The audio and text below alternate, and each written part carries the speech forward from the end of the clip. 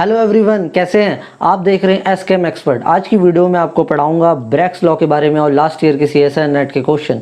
उसे पढ़ने से पहले मैं आपको एक छोटी सी कहानी बताता हूँ।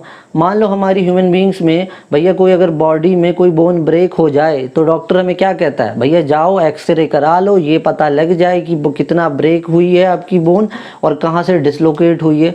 तो वही सेम चीज़ को क्या हुआ कि दो साइंटिस्ट थे, विलियम्स और लॉरेंस, और वो फादर और सन भी थे। तो क्या हुआ, उन्होंने एक क्रिस्टल में एक्सरे को पास किया और ये देखा कि जब वो एक्सरे की वेवलेंथ कितनी थी और जब वो क्रिस्टल पे फॉल हुई तो वो कितने एंगल पे इंसिडेंट हुई, और वो दो वो जो एंगल इंसिडेंट हुआ आगे चल के वो एंगल ऑफ डिफ्रैक्शन उसका नाम पड़ा। और दो क्रिस्टल्स के पे जहाँ पे लाइट फॉल हो रही थी उसके बीच के अगले क्रिस्टल के बीच में जो डिस्टेंस आ रहा था that is known as interplanar distance. और इन्हीं तीनों टर्म्स को एक फंडामेंटल इक्वेशन में उन्होंने डिराइव करके बताया और यही आगे चल के पड़ी ब्रैक्स इक्वेशन। ब्रैक्स इसलिए बोला क्योंकि फादर्स और सन है, तो विलियम्स और लॉरेंस, ब्रैक्स दोनों की कास्ट सेम ही होगी फिर। एंड सेकंड चीज़, इन दोनों को पहली बार फादर और सन में किसी को नोबेल प्राइज़ भी मिला। अब हम पढ़ते हैं मेन चीज़ जो है हमारी ब्रैक्स इक्वेशन। ब्रैक्स इक्वेशन हमें ये बताती है कि 2d sine theta equal to n lambda, ये तो आपकी इक्वेशन है।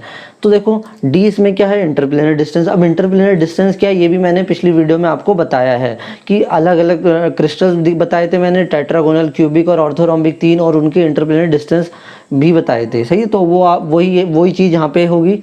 थीटा जो यहाँ पे एंगल ऑफ डिफ्रैक्शन, कितने एंगल से वो इंसिडेंट हुआ। अब क्वेश्चन ये बन रहा होगा कि भैया एक्सरे ही क्यों यूज़ कर रहे हैं, और भी तो रेज एक्सरे इसलिए यूज़ करते हैं क्योंकि उसकी पेनिट्रिंग पावर बहुत ज़्यादा होती है। सही है, तो उसके बाद एन जो हो गया ऑर्डर ऑफ डिफ्रैक्शन, मतलब ऑर्डर्स और डिफ्रैक्शन एन 1 2 3। अगर मान लो क्वेश्चन में जो न्यूमेरिकल्स में अगर ऑर्डर ऑफ डिफ्रैक्शन नहीं दिया तो आप उसको वहाँ पे 1 लेके चलना, तब भी आपका आंसर आ जाएगा। पर मोस्टली वो दिया रहता है कि अभी मैं आपको जब क्वेश्चंस कराऊंगा तो आपको इजीली और समझ आ जाएगा। और ये लैम्डा क्या है? वेवलेंथ उस एक्सरे की। तो ये थी हमारी एक ब्रैक्स इक्वेशन, होप्स आपको समझ आई होगी। अब इसी इक्वेशन से थोड़ा एक ये चीज़ निकल के आई है। सही, इससे न्यूमेरिकल आया हुआ है लास्ट ईयर।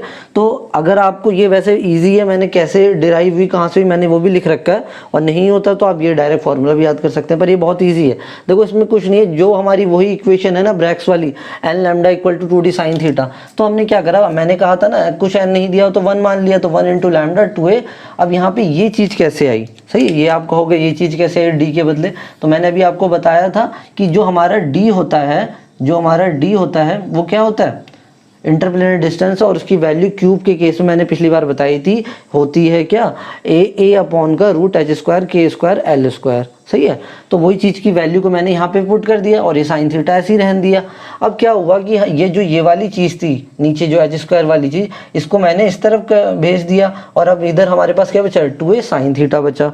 जब 2a साइन थीटा बचा फिर मैंने इन दोनों इक्वेशन को स्क्वायरिंग बोथ दी साइड कर दिया। तो जिससे क्या हुआ, यहाँ लैम्डा स्क्वायर आ गया, इसमें से रूट का साइन हट गया, ये 2 था ये 4 हो गया, ये a था ये स्क्वायर हो गया, साइन स्क्वायर थीटा था साइन थीटा था, साइन स्क्वायर थीटा, भैया 4 स्क्वायर साइन स्क्वायर थीटा था।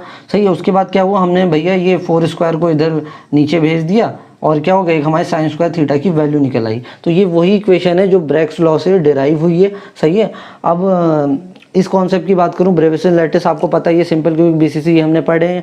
और उसके बाद अलाउड रिफ्लेक्शन, ये कैसे निकालते हैं? जो मिलर इंडिसेस होती हैं हमारी एच के एल, इनमें आप जब वैल्यूज़ को पुट करते हैं तो इनके कॉम्बिनेशंस बनते हैं। अगर जो सिंपल क्यूबिक का केस है उसमें सारे अलाउड होंगे, बस एक ऐसा कॉम्बिनेशन जब 7 और 15 आ रहा तो नहीं फॉलो होगा। अगर मैं बात करूँ बीसीसी के केस में तो एच प्लस के प्लस एल को अगर आप ऐड करने पर अगर इवन आ रहा है कॉम्बिनेशन तो भैया वो अलाउड होगा। और अगर लास्ट वाला एफसीसी में एच के एल या तो सारे ऑड हो जाएं या सारे इवन हो जाएं, पर अगर मिक्स आ रहा तो वो क्या हो जाएंगे? सारे फॉरबिडन हो जाएंगे। कि हमें D11 जो दे रखा है क्वेश्चन में कितना दिया? 325.56 ppm दिया है, और D33 निकालना है। यहाँ पे D क्या है? ये इंटरप्लेनर डिस्टेंस है। ओ भाई, इसके भैया दो मेथड्स हैं, एक तो है लॉन्ग मेथड और दूसरी एक ट्रिक। सही है, तो मोस्टली आप उससे भी कर सकते हो जो अभी तक हम पढ़ के आए हैं। देखो जैसे क्या हुआ, D11 आपको निकालना था। सही है, तो आप क्या करेंगे? D1 निकालने के क्या करेंगे भैया? आपको याद है इंटरप्लेनर डिस्टेंस का फॉर्मूला, वो क्या होता है? एच स्क्वायर के स्क्वायर प्लस का एल स्क्वायर। ठीक हो गई। आपने इसमें वैल्यू पुट कर दी ए, और यहाँ पे एच क्या हो जाएगा 1 का स्क्वायर प्लस 1 का स्क्वायर प्लस 1 का स्क्वायर, और ये क्या है डी 1 की वैल्यू हमें क्वेश्चन में दी है 325.6, सही है 325.6। यहाँ पे ये आ जाएगा √3, इस √3 को आपने इधर भेजा होगा 325.6 इंटू √3, और इससे आपका एक ए निकल के आया होगा, सही है। देखते जाइए, इतने बड़े मेथड से ना जाके मैं आपको एक छोटी सी ट्रिक बताऊंगा, सही है। ये 4 नंबर के क्वेश्चंस ऐसे आ रखे हैं। ब्रेक्स लॉ जैसे मैं बात कर रहा था, सॉलिड स्टेट जो चैप्टर 6 मार्क्स का आता है, उसमें मोस्टली जो 4 नंबर के क्वेश्चंस आते हैं ना, वो ब्रेक्स लॉ इस वाले पोर्शन से आते हैं, और इसीलिए हम लोग इसी में सोचते हैं जितना तो छोटा हो नहीं सकता, तो हम इतने बड़े बड़े लगे रहते हैं। तो मैं आपको छोटा वे बताऊँगा, इससे कम समय में आप एक्यूरेट आंसर अपना ला सकते हैं। तो पहले हम ये देखते हैं कि अगर मान लो हम इससे करके, तो इससे भी आंसर सेम ही आएगा, सही है। तो अब देखो उसके बाद क्या होगा, D33 होगा, सही है। D3 मतलब उसका निकालना है जिसका हमें, तो A हो गया, और उसके बाद इसका क्या हो जाएगा h स्क्वायर k स्क्वायर रखूँगा तो 3 का स्क्वायर प्लस 3 का स्क्वायर प्लस 3 का स्क्वायर, समझ रहे हैं। तो जब ये सारी चीज़ आ गई तो आपको D3 तो यहाँ पे निकालना था, और A आपका क्या है, A तो आपका यहाँ नीचे से आ गया, सही है। A आपका क्या है, A ये जो चीज़ है ये नीचे से आ गई यहाँ पे, और A आ गई, और ये वाली चीज़ को आपने ऐड कर दिया, सही है। इन सबको ऐड करो 3 3 9 प्लस का 9 प्लस का 9, और ये वाले पोर्शन को इससे सॉल्व करोगे तब जाके कोई आंसर आएगा। इससे क्या होगा, कैलकुलेशन तो लेंदी होगी और आंसर रॉन्ग होने के चांसेस भी हैं। और ये क्वेश्चन दो नंबर में नहीं 4 नंबर में आ भी रखे हैं ऐसे क्वेश्चंस, सही है। तो अब मैं बात करता हूँ ट्रिक क्या है। ट्रिक ये है कि जब कभी भी कोई भी अगर एंटरप्रेन्योर का डिस्टेंस का क्वेश्चन आए और पूछे कि D33 का निकालिए, D66 का निकालिए, जितने का भी पूछ रहा है, तो आप ये देखिए कि ये कितने टाइम से आप करने पे हो रहा है। अगर 1 को आपको 3 तक पहुंचना है तो कितने टाइम, 3 टाइम्स हो रहा है ना। ये मैं ये कहना चाह रहा हूँ, अगर 1 को आप 3 से मल्टीप्लाई करेंगे तो 3 टाइम्स आएगा, सही है। तो आपको ये पता लगाना है कि भैया कितने टाइम से मल्टीप्लाई होकर ये चीज़ बन रही है, सही है। समझ आ गया, मुझे ये पता चल गया 1 से 3 तक पहुंचने के लिए मैं 3 से मल्टीप्लाई करूंगा तो मैं यहाँ तक पहुंच जाऊंगा, सही है जी। अगर आपको ये पता कर लिया तो बस उसी नंबर से जो आपको पहले वाले का क्या दिया है, इंटरप्लेनर डिस्टेंस दिया, उससे डिवाइड कर दीजिए, आपका आंसर देखो कैसे। देखो D11 में आपका क्या दिया था, 325 दिया है ना, 325.6, इसको आपने 3 से डिवाइड कर दिया, तो इसको आप डिवाइड करने में कुछ 108 पॉइंट समथिंग आएगा, वही शायद आपका ऑप्शन भी है, सही है। ऑप्शन क्या है 108.5 ppm, सही है। तो ये 1 मिनट में सॉल्व हो गया 4 नंबर का क्वेश्चन, और यहाँ पे लॉन्ग मेथड था, सही है, समझ आया होगा। और इसी तरह से और भी क्वेश्चंस आए, मैं भी आपको आगे बताता हूँ इंटरप्लेनर डिस्टेंस के क्वेश्चंस। जो आपका क्रिस्टल है वो ए डिफ्रैक्ट कर रहा है फ्रॉम 1 से और 2 से प्लेन से, पर डिफ्रैक्ट नहीं कर रहा है कौन से प्लेन से, 1 से नहीं कर रहा है, सही। तभी मैंने से क्रॉस लगाया। ऐसे ही अगर मैं क्रिस्टल दूसरा क्रिस्टल लिया इन्होंने बी, उस बी क्रिस्टल में वो डिफ्रैक्ट कर रहा है 110 से और 200 से, और हमें ये बताना है कि ये भी और 11 से ये डिफ्रैक्ट नहीं कर रहा है, और हमें ये बताना है कि ये दोनों क्रिस्टल कैसे हैं, सही है। तो अब देखो इसको कैसे सॉल्व करते हैं। तो मैंने जो लास्ट में आपको इससे पहले एक टेबल नहीं बताई थी ब्रेविस लैटिस की, FCC अलाउड होते हैं, ये बस उसी से कॉन्सेप्ट से ये क्वेश्चन सॉल्व होगा। तो देखो ए वाले में आप अगर देखो तो इसमें 1 है और 2 एक बात और आपको बताता हूँ कि जो 0 होता है वो हमेशा इवन नंबर की तरह काउंट होता है। कैसे काउंट होता है, इवन नंबर की तरह काउंट होता है, पहली बात। तो अभी देखो ये इनमें देखो ये 1 ऑड है, 1 ऑड है, 1 ऑड है, ये तीनों ऑड है, ये तीनों ऑड है। और इनकी बात करूँ तो तीनों इवन हो, क्योंकि 2 तो इवन होता ही है और 0 को हम इवन नंबर मानते हैं। तो या तो तीनों ऑड हो या तीनों इवन हो। ये किसका केस था, FCC का केस था। तो इससे थोड़ी बहुत तो बात साबित हो रही है कि FCC का हो सकता है। अब हम वैली स्टेटमेंट भी देखते हैं। इस स्टेटमेंट में कह रहा है कि 110 को ये क्रिस्टल फॉलो नहीं करता है। तो 110 मतलब ये दोनों क्या हो गए, ये दोनों तो ऑड हुए हैं और ये दोनों क्या इवन। तो ऑड और इवन मतलब मिक्स तो हो नहीं सकता था, तो वो क्या कहते हैं फॉरबिडन केस हो गया उसका।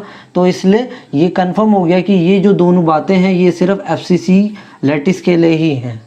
समझ आ गई आपको बात। अगले क्रिस्टल की बात करते हैं। बी क्रिस्टल में कह रहा है कि 110 जो है और 200 है वो यहाँ पे अलाउड है, इस क्रिस्टल के अलाउड है। तो 110 मतलब ये दोनों क्या हैं, ऑड अगर इवन वाले से चलूँगा तब भी नहीं होगा। तो आप इसको ऐसे कर सकते हैं, देखो 1 और 1 को अगर आप ऐड करेंगे और 0 को ऐड करेंगे वही आएगा, तो कितना आ जाएगा, इसको ऐड करने पे आ जाएगा 2, सही है। और ये 2 है और 2 + 0 0 सब ऐड करोगे तब भी क्या आएगा इसका 2। तो ये दोनों क्या आ रहे हैं, इवन नंबर आ रहे हैं, मतलब ऐड करने में क्या आ रहा है, इवन नंबर आ रहा है। तो ये कुछ बात मिलती जुलती लग रही है BCC से, सही है। पर आपको तब भी कंफर्म करने के लिए हम ये इस वाले पार्ट पे जाते हैं। ये कह रहा है कि 1 1 1 को फॉलो नहीं करता है, तो सही है। इसको ऐड किया तो इसको ऐड करने में क्या आ रहा है, 3 आ रहा है, ऑड आ रहा है। पर हमारी कंडीशन क्या थी, मैंने अभी बताई थी थोड़ी देर पहले, अलाउड की कंडीशन ये होती है कि जो आपके HKL हैं ये उनको ऐड करने पे इवन आए तभी वो क्रिस्टल क्या होगा, BCC होगा। समझ आ गया आपको। तो इसका मतलब ये वाला क्रिस्टल क्या फॉलो करने वाला, BCC। तो जो आपके आंसर में आप देख लो कि ए जो क्रिस्टल है वो FCC लैटिस को फॉलो करेगा और जो B क्रिस्टल है वो BCC को फॉलो। हाँ, अगला क्वेश्चन है कि for a simple cubic crystal X-ray जो डिफ्रैक्शन है वो आपको क्या दिखा रहा है, इंटेंस रिफ्लेक्शन दिखा रहा है फॉर एंगल θ1 एंड θ2। जो असाइन कर रहा है दो प्लेन्स को, एक है 101 और एक 111। तो हमें ये बताना है रेशियो sin θ1 और sin θ2 का क्या है। तो हम गए भैया अपनी ब्रैग्स इक्वेशन के पास। ब्रैग्स इक्वेशन हमें पता है 2d sin θ = n लैम्डा होती है। हमें दो प्लेन्स दिए हैं, 101 और 11 का प्लेन दिया है। तो अब यहाँ पे मैंने जो d की वैल्यू है वो मैंने इंटरप्लेनर जो डिस्टेंस है वो मैंने क्यूब वाला लिखा है। तो क्वेश्चन में अब यहाँ पे d कुछ भी आ सकते हैं, मतलब जैसे मैंने आपको ऑर्थोरोम्बक का बताया था, टेट्रागोन, पर क्वेश्चन में यहाँ पे साफ साफ बोला है क्यूबिक क्रिस्टल, तो इसलिए मैंने क्यूब वाला इंटरप्लेनर डिस्टेंस यूज करा, दैट इज A/h² + k²L²। सही हो गई बात। अब इसको आगे हम सॉल्व करते हैं, सही है। इसको 1 1 तो अभी आएंगे, तो उससे पहले हम इसको सॉल्व करते हैं। तो क्या आएगा 2a, और ये आपने सब 101 वैल्यू रखी होगी, तो 1 का स्क्वायर, 0 का स्क्वायर प्लस का 1 का स्क्वायर, सही है। और ये क्या हो गया sin θ1 = n। जब क्वेश्चन में मैंने बताया था n नहीं दिया तो आप इसको 1 मान लो, और ये हो गया लैम्डा। तो एक हमारी ये बात निकल के आ गई, सही है। तो इसको हम यहीं पे अभी छोड़ देते हैं। दूसरा जो मेरा प्लेन था वो प्लेन क्या है, वो प्लेन मेरा 1 1 का है। तो उस 1 1 वाले प्लेन भाई साहब के पास गए, उनने बताया कि भैया 2 ये सेम रहा, a और h² ये सब चीज़ तो चेंज हो जाएगी, 1 का स्क्वायर प्लस 1 का स्क्वायर प्लस 1 का स्क्वायर, ये सब क्या मिलर इंडिसेस हैं, h1 k1 l1। और ये क्या साइन दूसरा प्लेन है तो उसका एंगल भी अलग बन रहा होगा, sin θ2 n वही सेम रहने दिया, और ये हो गया लैम्डा। तो आपके पास दो इक्वेशन कुल निकाल के आ गई, सही है। तो इन दो इक्वेशन में आप देखो कि लैम्डा लैम्डा कॉमन आ रहा है, तो मैं इन दो इक्वेशन को आपस में इक्वेट कर देता हूँ। तो देखो पहली वाली चीज़ से मेरे को क्या मिला, 2a/√2 बचा, और यहाँ पे sin θ1 था। तो दूसरी वाली में क्या हो गया, 2a√3 sin θ का 2 हो गया। इतनी बात समझ आ गई। अब देखो आगे देखो, इसमें दोनों में क्या आ रहा है, 2 2 तो कॉमन आ रहा है, 2 2 तो ये क्या हो गई, ये यहाँ पे चीज़ कैंसिल हो गई इससे। अब हमारे पास a है, ये a भी कैंसिल हो गया, सही है। अब कुल मिला के हमारे पास बचा क्या, sin θ1/√2 = sin θ2/√3। अब क्वेश्चन आया भाई हम इसको इधर ले जाएं, इसको इधर ले जाएं, पर हमें अब किसके पास जाना है, क्वेश्चन के पास। क्वेश्चन में देखते हैं हमें क्या करना है, हमें निकालना है sin θ1/sin θ2। इसका मतलब ये θ1 को तो यहीं पे रहने दीजिए, यहीं पे रहने दीजिए, और sin θ2 को आप इधर ले आइए, sin θ1/sin θ2, और ये √2 आपका उधर चला गया, सही है, क्रॉस मल्टीप्लाई, और ये √3 तो यहीं पे था, सही है। अपने साथी का इंतजार कर रहा था कि कोई रूट वाला आएंगे अपने भाई बहन। अब ये देखो √2 की वैल्यू क्या हो गई, 1.44, और ये इसकी कितनी हो गई, 1.73। इन दोनों को आप डिवाइड करेंगे तो कुछ आपका आंसर आ जाएगा 0.86 समथिंग, और यही इसका आंसर है। नेक्स्ट क्वेश्चन कह रहा है कि जो सिल्वर क्रिस्टलाइज है वो FCC क्यूबिक स्ट्रक्चर में है, और जो 2 मतलब n की वैल्यू जो दे रखी है आपको 2 दे रखी है, और आपको जो वेवलेंथ है वो 1 एंग्स्ट्रॉम दिया है, और HKL की जो वैल्यूज़ हैं वो 1 1 प्लेन दी है, और थीटा आपका 30 दिया है। फाइनली आपको क्या निकालना है, आपको निकालना है सेल लेंथ, मतलब A की वैल्यू निकालनी है। हम वापस लौट चलते हैं ब्रैग्स इक्वेशन के पास। ब्रैग्स इक्वेशन क्या थी, 2d sin θ = n लैम्डा। इसमें सारी वैल्यूज़ को आप पुट करिए और आपका आंसर देखिए कैसे।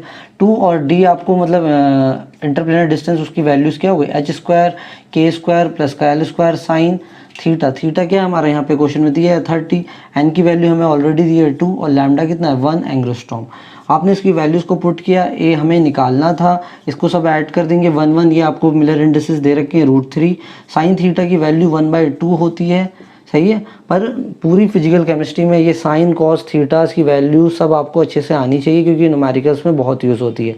तभी मैंने, ये आपको पता भी होगा, तभी मैंने एक छोटी सी ट्रिक लिखी है यहाँ पे कि आपको हमेशा याद रहेगी। तो देखो sine theta cos theta, angle तो इतना याद होना चाहिए 0, 30, 45, 60 और 90। इतनी बात समझ आ गई। अब देखो आपको क्या करना है, नंबर भी बताइए, 0, 1, 2, 3, 4 ऐसे लिख दो, 0, 1, 2, 3, 4 लिख दिए, सही है। सबको 4 से डिवाइड कर दो, 4 से डिवाइड कर दिए और उसके बाद सबको रूट लगा दीजिए। तो क्या होगा, 0 को 4 से करेंगे 0 आएगा, 1/4 का रूट करेंगे तो 1/2 आएगा, √2 का 4 करेंगे 1/√2 आ जाएगा, √3/4 का करेंगे तो √3/2 आ जाएगा, और इसको करेंगे 1 आ जाएगा। अगर आपकी साइन की वैल्यू निकल गई कॉस की, तो बस उसकी उल्टी है, 1 आपका ये आ गया, √3/2 ये हो गया, 1/√2 ये यही रहा, ये चीज़ इधर हो गई और ये 0 यहाँ पे आ गया। समझ आ गया। तो बस इसमें ये याद रखना है कॉस थीटा साइन थीटा में, बस आपको कि भैया 0, 1, 2, 3, 4 लिखना है, 4 से उसे डिवाइड कर देना, उनका रूट कर देना, उनका नंबर आ जाएगा, वो साइन निकल गया और उसका उल्टा करेंगे तो कॉस निकल गया, बस ईजी है ना। तो अब आगे हम पढ़ते हैं। ये तो आपको समझ आ गया 1/2 कैसे आया। अब हम देखो, हमें निकालना क्या था, क्वेश्चन में ए निकालना था, सही हो गई भाई। तो अब ये हम क्या करा, हमारा ये 2 तो 2 यहाँ से कैंसिल हो गया, ए की वैल्यू की बात करूँ तो ये 2 और ये √3 यहाँ उधर चला गया, तो ये क्या हो गया, √3 की वैल्यू आपको पता है 1.73 होती है, इसको आप कैलकुलेट कर लीजिए, तो वही आपका क्या हो जाएगा, आंसर हो जाएगा 7, ठीक हो गया। तो 3.46 समथिंग इसकी वैल्यू होगी, और ये आंसर एंग्स्ट्रॉम में होगा। क्यों होगा, क्योंकि जो आपको ये वेवलेंथ है वही आपको एंग्स्ट्रॉम में दी है। और एक चीज़ आपको और बता देता हूँ, जितने भी न्यूमेरिकल्स होंगे ब्रैग्स इक्वेशन के ना, इसकी एक खास बात याद रखना कि जो आपका लैम्डा, अगर लैम्डा मान लो आपका एंग्स्ट्रॉम में है ना, तो जो आपका जो ए है, आपकी जो एज लेंथ होगी वो भी एंग्स्ट्रॉम में होगी। अगर मान लो ये पिकोमीटर में, तो ये भी वही होगी, ये जो नैनोमीटर में, ये नैनोमीटर में। क्या कह रहा है, तो साइन स्क्वायर थीटा वैल्यू जो ऑब्टेन्ड हुई है एक्सरे पाउडर डिफ्रैक्शन, इसमें पहली बात तो कह रहा है 2x, 4x, 6x, 8x। तो ये कॉम्बिनेशन किस में बन रहे थे, जब सारे क्या आ रहे थे, इवन आ रहे थे। और इवन वाली कंडीशन किसकी होती है, BCC। तो इनमें जो 4 ऑप्शन है, तो इसमें तो हमें ये कंफर्म हो गया कि सेकंड और थर्ड तो हो नहीं सकता, क्योंकि BCC होगा, क्योंकि इवन नंबर्स आ रहे हैं। तो फर्स्ट या फोर्थ में से कोई इसका आंसर है, पहली बात हो गई। वो ये कह रहा है जहाँ पे x की वैल्यू जो है आपको कितनी दी है, 0.06। अभी मैं बताता हूँ x किसे कहते हैं, सही है। फिर कह रहा है वेवलेंथ ऑफ एक्सरे जो दे रखी है 1.54 दे रखी है, हमें यूनिट सेल निकालनी है और यूनिट सेल लेंथ निकालनी है। यूनिट सेल तो मैंने आपको बताई दी, क्या होगी, BCC, क्योंकि ये सब क्या आ रहे हैं, इवन नंबर्स में आ रहे हैं। हमने देखा था ना कि H+KL वाले जो आ रहे थे अलाउड कौन से थे, जो इवन थे। तो हमारा BCC का केस हो गया। अब क्वेश्चन हुआ कि x क्या होता है, तो ये वाली जो टर्म होती है ना, इसको मैंने वहाँ बताया भूल गया कि यही चीज़ को x कहते हैं, सही है। तो अब आपको यहाँ पे ये पूरी चीज़ दे रखी है, x कितनी दी है, 0.06 दे रखी है, सही हो गया। तो 0.06 दे रखी है equal to lambda square equal to 4a square. Lambda भी आपको क्वेश्चन में दिया है कितना है, 1.54 और आपको a निकालना है, सही है, a निकालना है, एज लेंथ निकालनी थी यहाँ पे क्वेश्चन में। तो हमने क्या करा, ये 0.6 को यहाँ पे लिया है, 4 यहीं पे रहा, a स्क्वायर कर दिया। इन सबको आप कैलकुलेट कर लेंगे तो आपका आंसर आ जाएगा। हमारा नेक्स्ट क्वेश्चन क्या कह रहा है कि एक मेटल सिल्वर क्रिस्टलाइज हुआ है FCC क्यूबिक स्ट्रक्चर में, जिसकी यूनिट सेल लेंथ मतलब ए आपको दे रखी है कितनी, 40 नैनोमीटर। फर्स्ट ऑर्डर डिफ्रैक्शन मतलब n आपको दिया है यहाँ पे 1, और क्वेश्चन में कह रहा है कि उसके प्लेन्स भी दे रखे हैं 210 और एंगल दिया है 30, और आपको निकालनी है वेव लेंथ। ठीक हो गया भाई। हम वापस लौट चलते हैं किसके पास, ब्रैग्स इक्वेशन के पास। ब्रैग्स इक्वेशन के पास पहुंचे तो क्या कहता है, 2d sine theta equal to n lambda, सही हो गई बात। तो भैया ए क्या है हमारा, हमें ए तो दे रखा, पर ये डी के बदले में वैल्यू रख देते हैं, h स्क्वायर प्लस का k स्क्वायर प्लस का l square sine 30 equal to n. हमें यहाँ पे क्वेश्चन में कितना दिया है, 1, और लैम्डा हमें क्वेश्चन में निकालना है। तो ए भी हमें क्वेश्चन में दे रखा है कितना, 40 नैनोमीटर, सही हो गई बात। H1KL ये सब चीज़ें कितनी है, ये हो जाएगी 2 का स्क्वायर प्लस का 1 का स्क्वायर प्लस 0 का स्क्वायर, और ये साइन 30 की वैल्यू अभी थोड़ी देर पहले बताई थी, सब हाफ होती है। ये यहाँ पे लैम्डा रह गया, इससे 2 से 2 कैंसिल हो गया, यहाँ पे बचा 4/√5, सही है, इक्वल टू लैम्डा। मैं √5 की अगर वैल्यू की बात करूं तो एक कुल मिला के कुछ 2 पॉइंट समथिंग होती है, 2.25 समथिंग ऐसे। सही है, तो अगर आपको कैलकुलेशन नहीं करी तो क्वेश्चन में ही आंसर छिपा है। सही है, 40 को अगर आप √2 आप अपने ऑप्शंस में देखिए, एक आपको दिया 32, एक क्या दिया 25, एक दिया 18, एक दिया 11। तो देखो 40 को जब आप 2 पॉइंट से या जो से भी आप डिवाइड करोगे तो भैया 40 को 2 से मान लो तो 20 आ रहा है ना अप्रॉक्स, तो 32 नहीं हो सकता, 25 नहीं हो सकता, 11 तो और ही कम हो गया, तो कुल मिला के कुछ 20 के आसपास का नंबर होगा, और वो कौन है 18। तो इसका आंसर क्या हो गया 18 नैनोमीटर। और फिर आप यहाँ पे एक चीज़ वो देख रहे हैं ना जो मैंने पहले बोली थी कि जो वेवलेंथ में जो मतलब ए आपकी दी थी जिस यूनिट में, वो उसी यूनिट में आपका आंसर वेवलेंथ में आ रहा है, तो ये नैनोमीटर में है तो वो भी नैनोमीटर में। अगला क्वेश्चन क्या कह रहा है, अगला क्वेश्चन कह रहा है for a simple cubic lattice जो रेशियो है आपका between the unit cell length and separation of two adjacent parallel क्या है, कैन नॉट बी या नॉट दी वैल्यू नहीं है। तो सिंपल क्यूबिक मैंने आपको बताया था, दो एक्सेप्शन होते हैं, एक 7 और एक 15। तो इसमें आंसर देखो 5 है, 11 है, 13 है, पर 7 भी है एक ऑप्शन, तो इसका आंसर क्या होगा 7, डायरेक्ट आंसर हो गया। क्वेश्चन क्या कह रहा है कि जो सेपरेशन है आपका 1 to 3 प्लेन का ऑर्थोरोम्बिक में, उसमें आपको 1 to 3 की दे रखी है 3.12 नैनोमीटर, उसके बाद जो दूर से प्लेन है 246 और 364 का निकालना है। तो ऐसी क्वेश्चन अभी हमने एक पहला क्वेश्चन भी किया था, और वो लॉन्ग मेथड से तो हमें जाना नहीं, हमें शॉर्ट मेथड से पढ़ना है। तो हमने क्या किया, ये 1 to 3 को आप यहाँ पे देखो कितने टाइम से मल्टीप्लाई होने पे ये आएगा 2 टाइम से मल्टीप्लाई होने पे। तो आप यहाँ पे क्या करना 3.12 को 2 से आप डिवाइड कर देंगे तो आपका आंसर क्या आ जाएगा 1.56 नैनोमीटर आ गया। ऐसी 1.3 को आप देखिए कितने टाइम से मल्टीप्लाई करने में आया 3 टाइम्स में आया, तो आपने क्या करना है 3.12 जो पहले वाले, बस पहले वाले के कंपेयर कर रहे हैं हम, सही है, तो आपने इसको 3 से डिवाइड किया तो आपका आंसर है 1.40 नैनो।